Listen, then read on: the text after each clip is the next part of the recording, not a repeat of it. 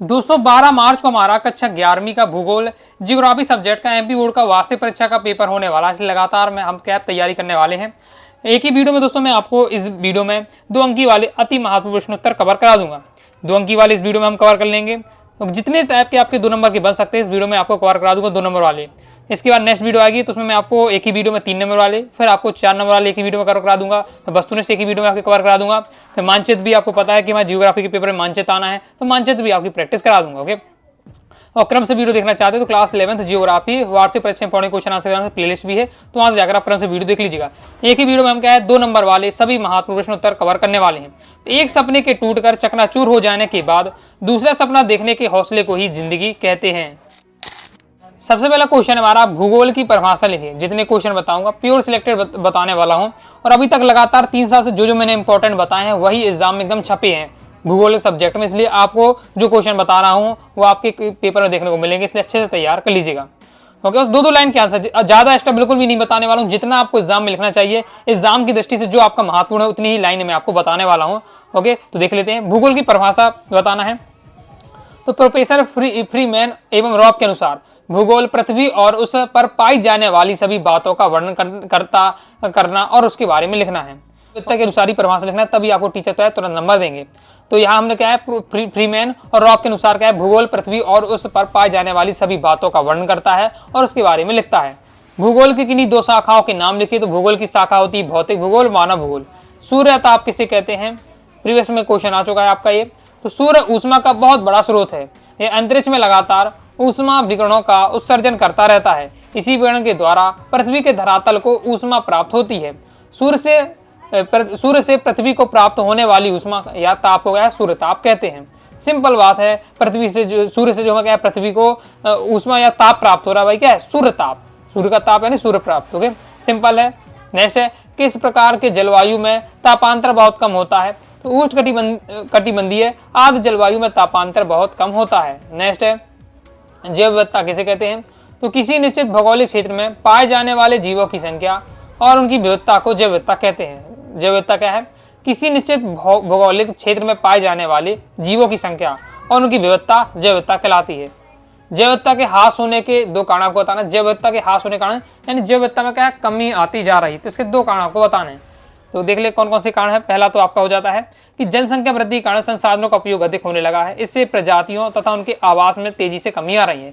जनसंख्या वृद्धि हो रही है, जैव विविधता में कमी क्यों आ रही है? जनसंख्या वृद्धि हो रही है। जनसंख्या वृद्धि में से क्या है संसाधनों का उपयोग बढ़ा है। इस साथ ही अब आप देख रहे हैं कि जो विस्तार होते जा रहा है, जंगलों को काट कर क्या है मकान बनाए जा रहे हैं, क्योंकि अब आवास की समस्या है। आवास कहाँ बनेंगे? तो अब के जंगलों को भी काट के वहाँ आवास का निर्माण होने लगा। इससे क्या है क्या हो रहा है जो प्रजातियों को क्या है आवास में इनकी कमी आ रही है। साथ ही वनोन्मूलन के कारण भी जैव विविधता का क्या विनाश हो रहा है। जैसे भारत के प्रमुख केंद्र शासित प्रदेश के नाम बताइए। तो भारत के प्रमुख केंद्र शासित प्रदेश के नाम है दिल्ली, जम्मू कश्मीर हो जाता, लद्दाख, अंडमान तथा निकोबार द्वीप समूह, चंडीगढ़, दमन व दीव, दादर तथा नागर हवेली, लक्षद्वीप तथा पांडुचेरी, ये सभी आपके क्या है भारत के केंद्र शासित प्रदेश हैं। नेक्स्ट है भारत के पूर्वी तथा पश्चिमी तटों के आपको नाम लिखना है। तो भारत के पूर्वी तट का नाम है कोरोमंडल तट और पश्चिमी तटों का नाम है कोंकण तट, महाराष्ट्र तट, गोवा तट, मालाबार तट और केरल एवं कर्नाटक तट है। आगे देख लेते हैं। नेक्स्ट डेल्टा एवं ज्वारनाद मुख में अंतर स्पष्ट कीजिए। तो डेल्टा और ज्वारनाद मुख में आपको अंतर स्पष्ट देख लेते हैं। तो देखो डेल्टा की जो रचना क्या नदी द्वारा बहाकर लाए गए अब अवसादों द्वारा होती है, जब डेल्टा से होकर एक मुख्य नदी तथा अन्य कई उपनदियां होती हैं। जबकि ज्वारनाद मुख में एक नदी का सकरा मुहाना होता है और इसकी कोई उपनदियां नहीं होती हैं। डेल्टा की कई उपनदियां होती हैं जबकि ज्वारनाद मुख की उपनदियां नहीं होती हैं। इसका आकार त्रिभुजाकार होता है और डेल्टा बहुत ही समतल तथा उपजाऊ मैदान होता है, जबकि ज्वारनाद मुख मुहाना सकरा लंबा और स्थलीय होता है। ये नदियों मैदानों का निर्माण नहीं करती हैं। पूर्वी घाट और पश्चिमी घाट में आपको 2 अंतर बताना है। तो पूर्वी घाट है ये घाट उत्तर पूर्व में छोटा नागपुर के पठार से शुरू होकर दक्षिण में नीलगिरी तक फैले हैं, जबकि पश्चिमी घाट ये उत्तर घाट में ताप्ती नदी से लेकर दक्षिण में कुमारी अंतरीप तक फैले हैं। फिर इसमें जैसे महानदी, गोदावरी, कृष्णा, कावेरी ये सब नदियां बहती हैं पूर्वी घाट में, और पश्चिमी घाट में जो अनेक छोटी छोटी नदियां बहती हैं। नेक्स्ट है प्रायद्वीपीय भारत की कोई 4 नदियों के नाम बताने। तो महानदी, गोदावरी, कृष्णा, कावेरी ये सभी प्रायद्वीपीय भारत की 4 नदियां हैं। भारत को कितने भूवैज्ञानिक खंड में विभाजित किया गया है? तो 3 तीन खंडों में विभाजित किया गया, प्रायद्वीपीय खंड, हिमालय और अन्य पर्वतमाला, सिंधु, गंगा, ब्रह्मपुत्र मैदान। नेक्स्ट है वृष्टि छाया प्रदेश किसे कहते हैं? तो जब जल भरी हवाएं किसी पर्वत को पार कर अगले ढाल पर नीचे उतरने लगती हैं तो इसका तापमान बढ़ जाता है और इनकी नमी शोषित करने की शक्ति बढ़ जाती है, जिससे ये वर्षा नहीं करती हैं। ऐसे क्षेत्र को कहते हैं वृष्टि छाया प्रदेश कहते हैं। तो क्या बताया जाए, जब जल भरी हवाएं होती हैं किसी पर्वत से टकराती हैं, नीचे उतरने लगती हैं, तापमान बढ़ जाता है और नमी शोषित करने की शक्ति बढ़ जाती है, यानी उस एरिया की जितनी भी नमी होगी उनको सोख लेती हैं। ओके, इससे क्या वहाँ एरिया में वर्षा नहीं होती, इसलिए वृष्टि छाया प्रदेश कहते हैं। जैसे प्राकृतिक वनस्पति क्या है? तो प्राकृतिक वनस्पति से हो रहा है उस वनस्पति से है जो किसी भूभाग में वहाँ के धरातल, जलवायु तथा मृदा के अनुरूप प्राकृतिक रूप से उगती हैं, जिसमें पेड़ पौधे, झाड़ियाँ, घास आदि सम्मिलित हैं, जो मनुष्य की सहायता के बगैर उत्पन्न होती हैं। नेक्स्ट है भूगोल के अध्ययन की दो प्रमुख उपागम कौन से हैं? तो भूगोल के अध्ययन के दो प्रमुख उपागम क्रमबद्ध उपागम और प्रादेशिक उपागम हैं। भूगोल विषय के अध्ययन के दो उद्देश्य आपको लिखने हैं। तो भूगोल का प्रमुख उद्देश्य भूमंडलीय जानकारी वृद्धि करना। यह पृथ्वी के धरातल का अध्ययन मानव के निवास के रूप में करता है। तो भूगोल का अध्ययन का उद्देश्य संसार के विभिन्न प्राकृतिक प्रदेशों के अध्ययन से उनके संसाधनों का मानव के लिए अधिकतम प्रयोग करना है। जैसे स्थानीय पवनें किसे कहते हैं? तो जब किसी स्थान पर प्रचलित पवनों के विपरीत कुछ विशेष प्रकार की पवनें चलती हैं तो इन्हें क्या स्थानीय पवनें कहते हैं। सिंपल है, जब किसी स्थान पर प्रचलित पवनों के विपरीत कुछ विशेष प्रकार की अगर पवनें चलने लगे तो उन्हें क्या कहते हैं? उन्हें स्थानीय पवनें कहते हैं। जैसे तापमान के व्युत्क्रम या विलोपनता किसे कहते हैं? इंपॉर्टेंट है, प्रीवियस में ये क्वेश्चन आ चुका है, तो किसी न किसी सेट में दोस्तों ये क्वेश्चन आपको जरूर देखने को मिल सकता है। तापमान के व्युत्क्रम किसे कहते हैं? तो लंबवत वितरण की प्रक्रिया में समानता वायुमंडल में ऊंचाई के साथ तापमान में कमी हो जाती है, लेकिन कई बार स्थानीय तथा कलित रूप से ऊंचाई के साथ तापमान घटने की बजाय बढ़ने लगता है।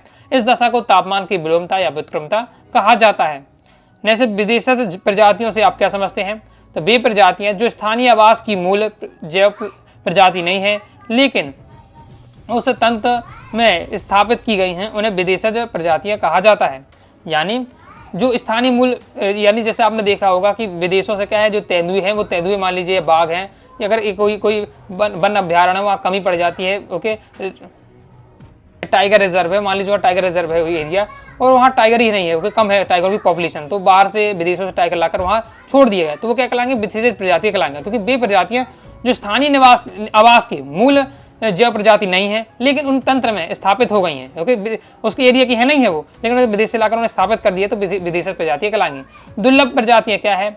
ओके, तो दुर्लभ प्रजातियां से आशय उन प्रजातियों से जो कुछ ही स्थानों पर सीमित हैं या बड़े क्षेत्र में विरल रूप से बिखरे हुए हैं, यानी जिनके जो क्या कुछ एरिया में सीमित रहते हैं या अगर कोई एरिया में है भी तो क्या विरल रूप से, यानी बहुत कभी अगर आप देखने जाएं तो कभी महीनों बार आप घूम रहे उस वन में, कभी आपको कभी कभार देखने को मिले, ये क्या है? दुर्लभ है। ओके, तो दुर्लभ प्रजातियां कहलाती है। जैसे फेंके लोमड़ी, हिमालयन भालू, सुनहरी बिल्ली, ये सब आपके क्या है? दुर्लभ प्रजातियां हैं। नेक्स्ट है भारत उपमहाद्वीपों में सम्मिलित देशों के नाम लिखिए।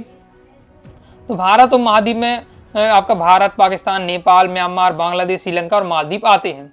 जैसे समुद्री तट रेखा वाले दो राज्यों के नाम लिखिए। समुद्री तट रेखा वाले दो राज्य गोवा एवं कर्नाटक हैं। भारत और चीन के बीच के सीमा रेखा को क्या कहते हैं? तो सीमा रेखा को मैकमोहन रेखा कहते हैं। भारत के द्वीपीय समूह के नाम लिखिए।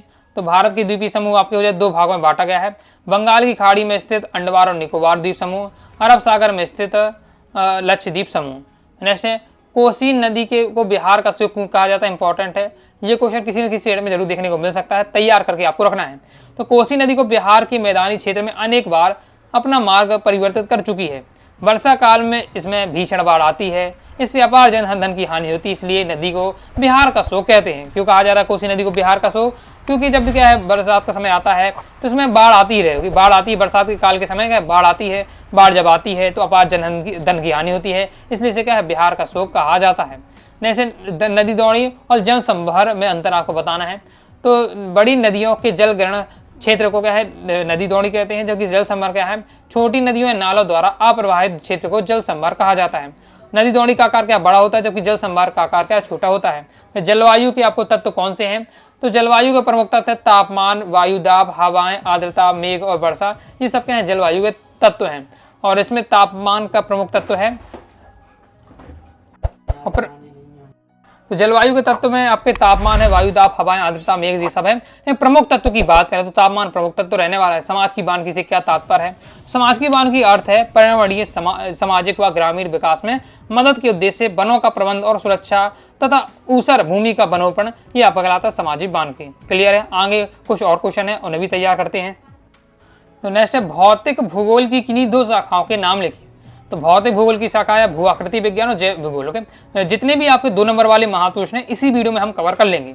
ओके, पार्ट बाई पार्ट नहीं बना रहा हूँ, कम समय रहता है तो मैं चाहता हूँ कि जल्दी जल्दी आपको क्या पूरे एक ही वीडियो में 2 नंबर हो जाएंगे, फिर एक ही वीडियो में 3 नंबर वाले, फिर एक ही वीडियो में 4 नंबर वाले, फिर आपके एक वीडियो वस्तुनिष्ठ है, फिर आपको मानचित बता दूंगा। ओके, इस प्रकार से हम देखें टोटल 5 वीडियो आप देख लीजिएगा, बस पूरे भूगोल सब्जेक्ट की तैयारी हो जाएगी। अलग से आपको ज़्यादा कुछ नहीं पढ़ना पड़ेगा। मतलब जो मैंने बता दी उससे आपकी काफ़ी हद तक अच्छी तैयारी हो जाए। समय रहता है और पढ़ना चाहते तो पढ़ सकते हैं। ओके, 2 नंबर वाली, 3 नंबर वाली, 4 नंबर वाली, वस्तुनिष्ठ और मानचित्र, 5 वीडियो देखिएगा, काम तमाम हो जाएगा आपका 11th जियोग्राफी। ओके, तो भौतिक भूगोल की आप 2 शाखा समझ गए हैं, भू आकृति विज्ञान और जैव भूगोल। मानव भूगोल की अगर अंतर समय अभी हमने से पहले भी सीखा था शाखाएं वाला, तो भौतिक भूगोल कंफ्यूज नहीं होना। भौतिक भूगोल पूछे जाए तो भू आकृति विज्ञान, जैव भूगोल, ये 2 शाखाएं। मानव भूगोल पूछे जाए तो आर्थिक भूगोल, सामाजिक भूगोल, ये मानव भूगोल की 2 शाखाएं हैं। तो सबकी शाखाएं अलग अलग रहने वाली। ओके, नेक्स्ट ओस क्या है? तो जब आर्द्रता धरातल के ऊपर हवा में संघनन केंद्रकों में संघनित न होकर ठोस वस्तु जैसे पत्थर, घास, पौधों की पत्तियों की ठंडी सतहों पर पानी की बूंद के रूप में जमा होती है, तो इसे ओस कहते हैं। आपने हम सभी ने दोस्तों देखा है कि जब भी हम ठंडियों में क्या है देखते हैं बाहर, तो जो पेड़ पौधों की पत्तियां होती हैं उनमें क्या बूंद बूंद सी जमी रहती है। और भी अगर कोई बात सामान डला हुआ है बाहर ओके ठंड के समय में, तो रातों में रात देखिए ओस बहुत ज्यादा गिरती है। ओके, तो बूंद बूंद सी जम जाती है, वही क्या ओस कहलाती है। तो वही यहाँ बातें लिखी हुई है। जैसे कोरियोलिस बल किसे कहते हैं?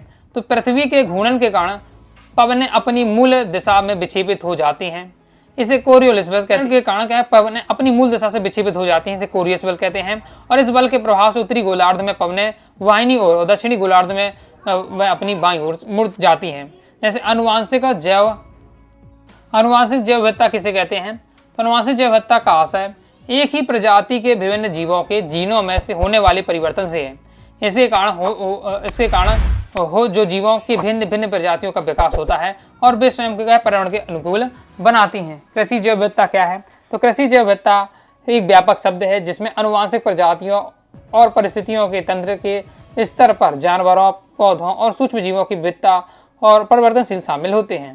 जैसे भारत के 2 राज्यों के नाम लिखना है जिनमें प्रमाणिक मध्यांतर रेखा गुजरती है।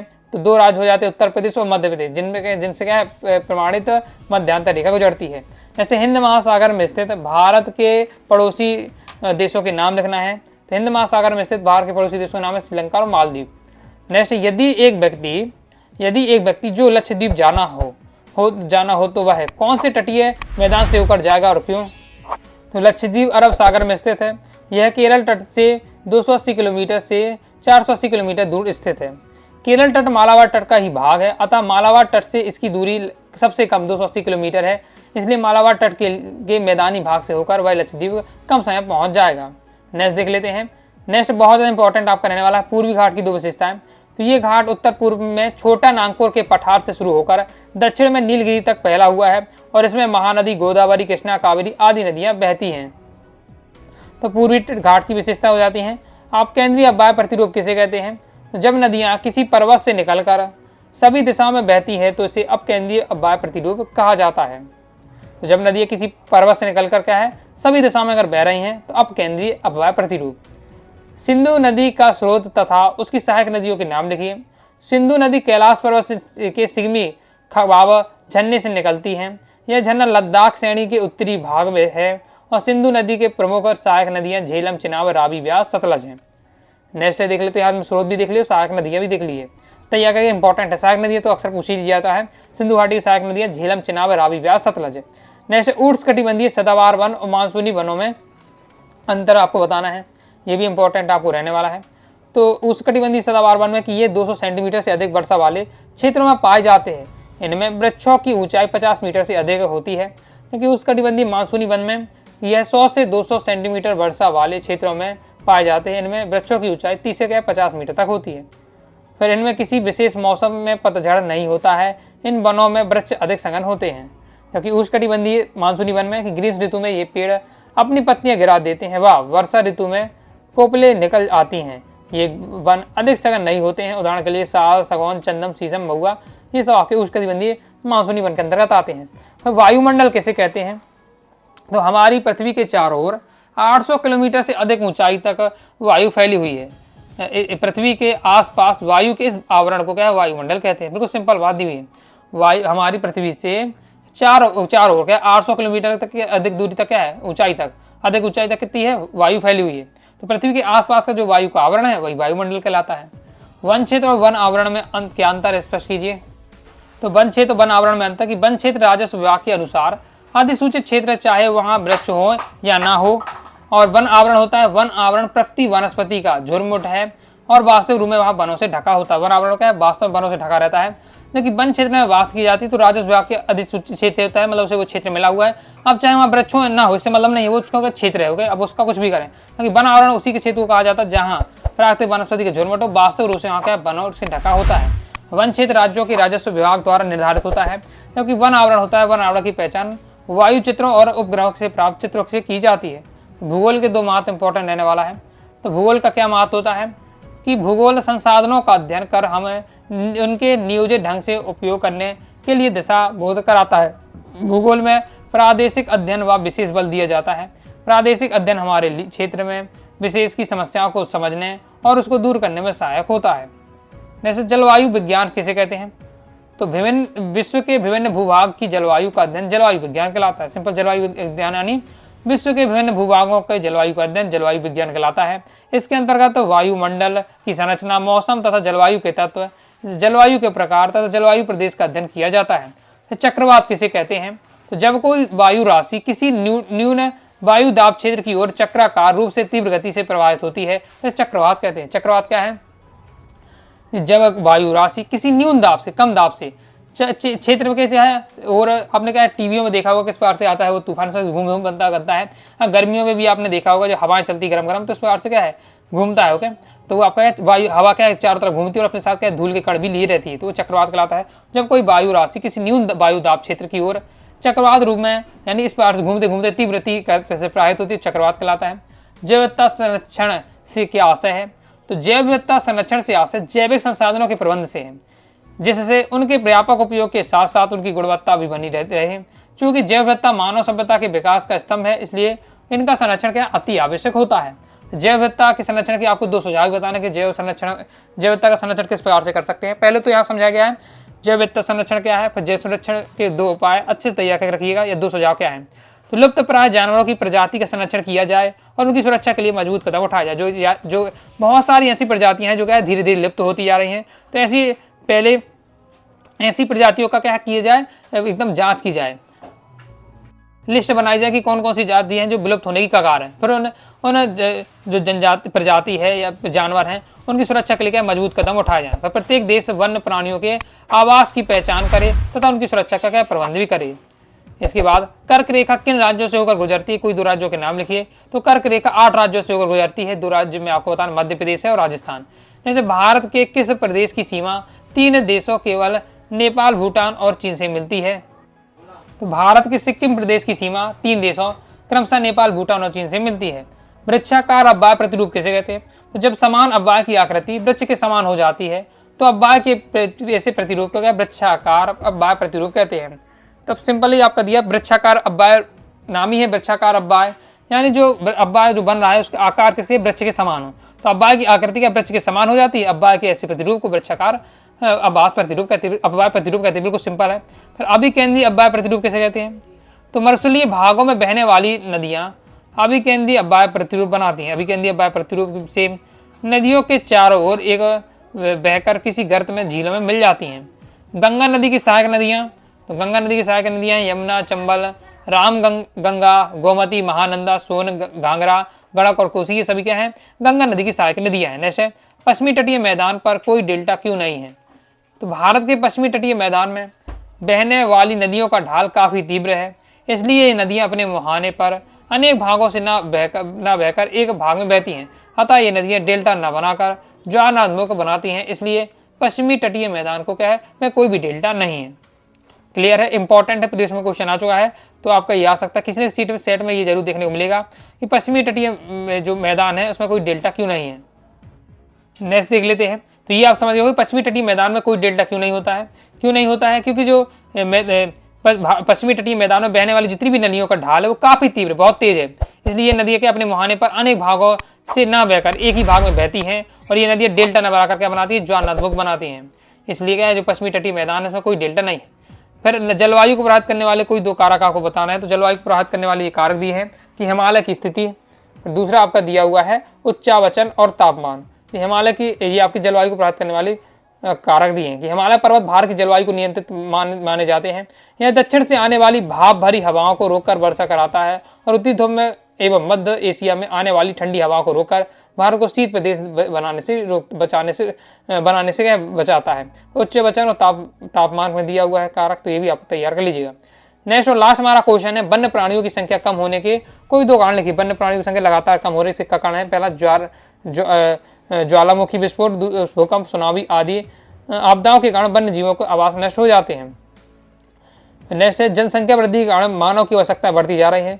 मनुष्य के आवास कृषि उद्यानों हेतु वन भूमि का उपयोग किया जाता है, जिससे जीवों को आवास में संकट उत्पन्न हो रहा है। यानी अब लोग क्या है, मेन शहर में क्या है, मकान ही नहीं है, जमीन नहीं है, तो ओके, लेकिन उन्हें और जमीन और मकान चाहिए, जनसंख्या तो बढ़ती जा रही है। तब क्या लोग जंगलों को काट के वहाँ क्या कॉलोनी बन रही है। तो यही बातें यहाँ बताई जा रही हैं।